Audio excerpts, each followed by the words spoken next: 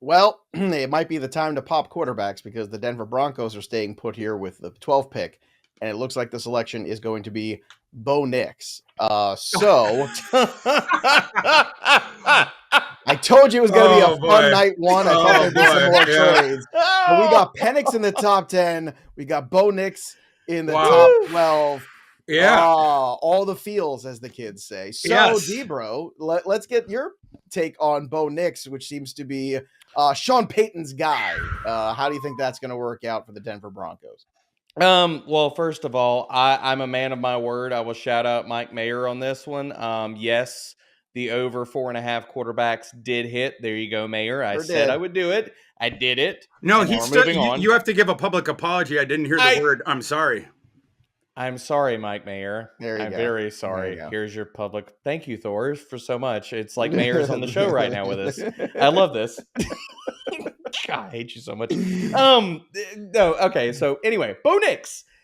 I look, Denver. Congrats, you got your Kenny Pickett. I did. This is just when NFL teams get backed into a corner and they get forced to pick quarterbacks that should not go in the first round.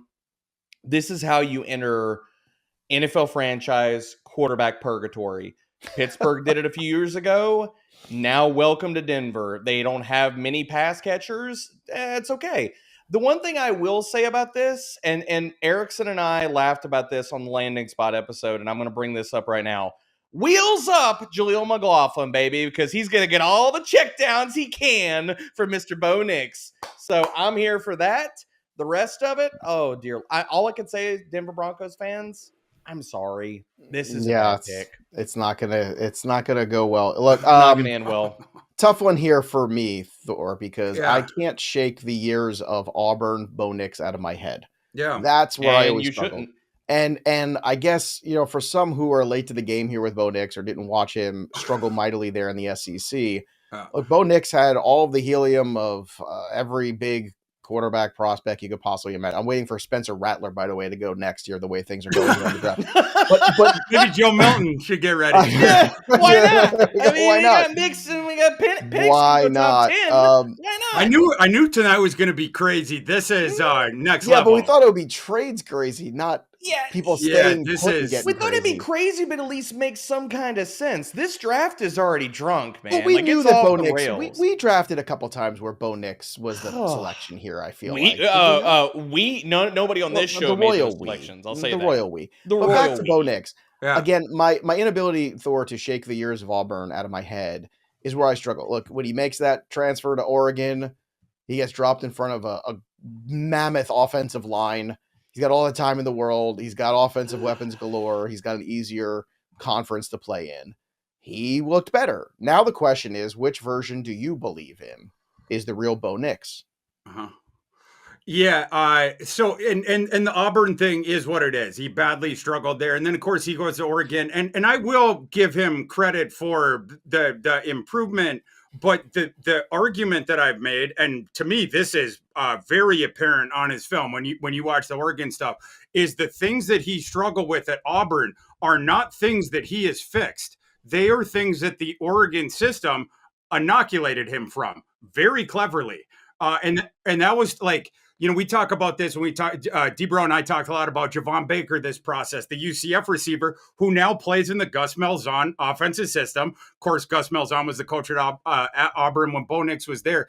Javon Baker has that really high A-dot because in that Gus Malzahn system, you sit back in the pocket a bit and then they have the downtown shots. What you saw at Auburn was Bo Nix, first of all, badly struggled with the ones where it was the true looks down the field, but also just standing in the pocket there, going through the progressions.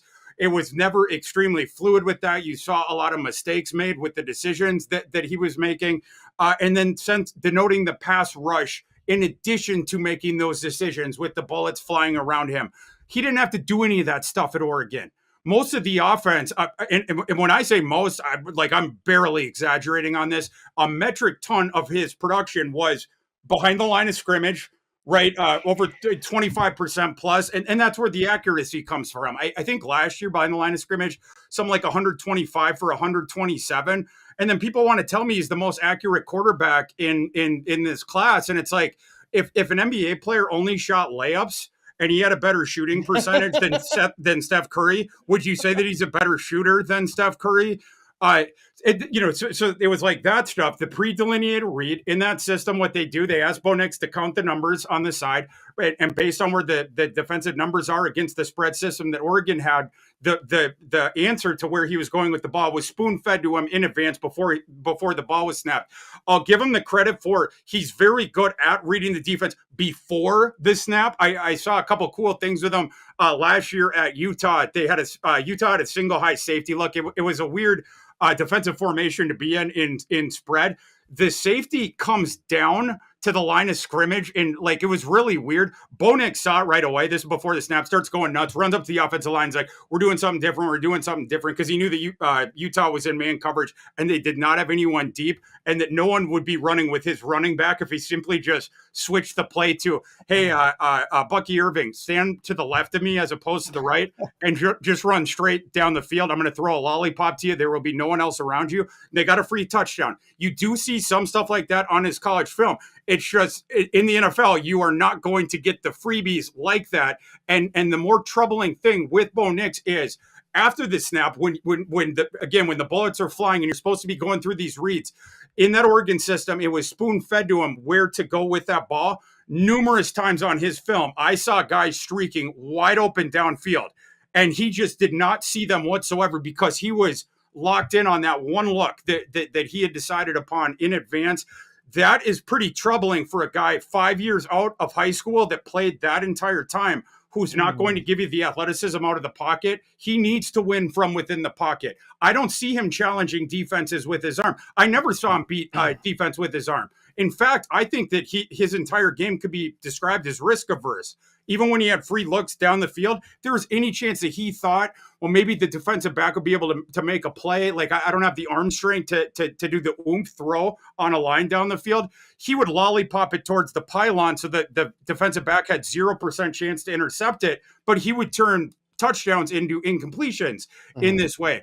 I hate this pick. To me, Bo Nix was a third round guy, middle of the third round, maybe even slightly towards the latter part of the third round. This is pretty egregious. But yeah, we saw the smoke with Sean Payton and Bo Nix. I just would have traded down to do this. And if you lost out on him, who cares? Like, literally, who cares? Yeah, go out and get somebody else. I just don't know what upside that they believe that they are seeing with this player.